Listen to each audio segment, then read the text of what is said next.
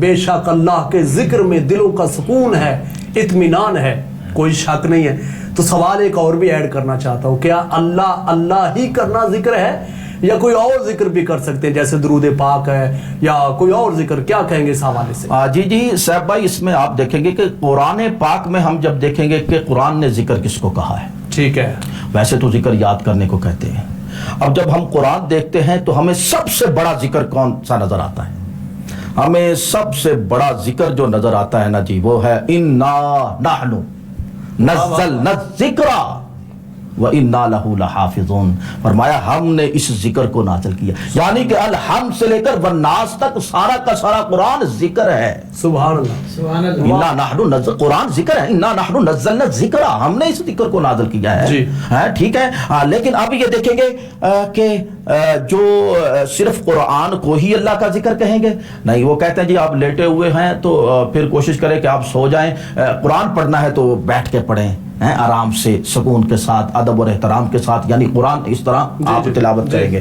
لیکن جب ذکر کی باری آئی ہے تو قرآن میں آیا الذین یذکرون اللہ قیاما وقعودا وعلی جنوبہم، کھڑے ہوئے بھی اللہ کا ذکر کرو، بیٹھ کے بھی اللہ کا ذکر کرو، کروٹ کے بل لیٹے ہوئے بھی۔ تین ہی حالتیں ہیں انسان کی، یا انسان کھڑا ہوتا ہے، یا انسان بیٹھا ہوتا ہے، یا انسان لیٹا ہوتا ہے۔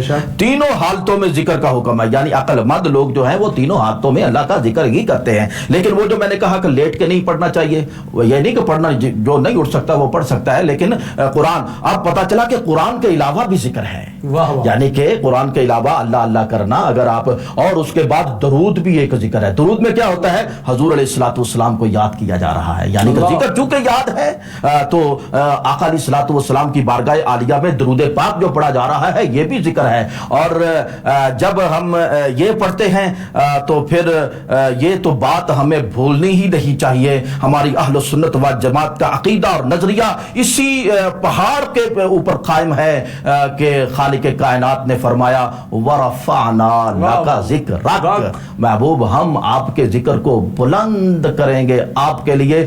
پتہ یہ چلا یا مصطفیٰ کہنا بھی ذکر ہے، یا رسول اللہ کہنا بھی ذکر ہے۔ میں سو جاؤں یا مصطفیٰ کہتے کہتے، کھلے آنکھ صلی اللہ کہتے کہتے، جب یہ ہوگا تو وہ ذکر الہی میں سو رہا ہے، وہ ذکر الہی میں جاگ رہا ہے۔ کیوں کہ ذکر خدا اصل میں ذکر مصطفیٰ ہے، اور ذکر مصطفیٰ اصل میں ذکر خدا ہے۔ اس کی مثال میں آپ کو دے دوں، قرآن پاک میں آپ سب سے پہلے جب پڑھیں گے تو قرآن پاک کی آپ کو پہلی آیت نظر آئے گی، کیا؟ الحمدللہ رب العالمین۔ الحمدللہ رب العالمین میں آپ کو کیا ملے گا صاحب بھائی؟ ملے گا کہ تمام تعریفیں اللہ کے لیے ہیں۔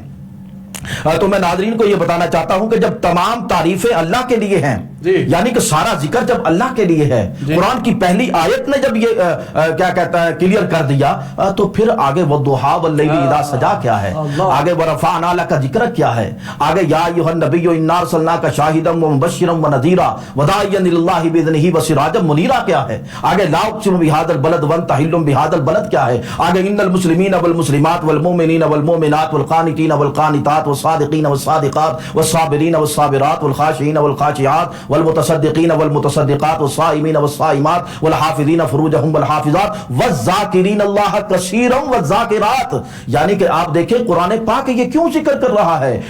اولیاء اللہ کا بھی ذکر کر رہا ہے، صحابہ کا بھی، لقد رضی اللہ عن المؤمنین اذ یبایعونک تحت الشجرۃ فعلم ما فی قلوبهم فانزل السکینۃ علیہم فاصابهم فتحا قریبا۔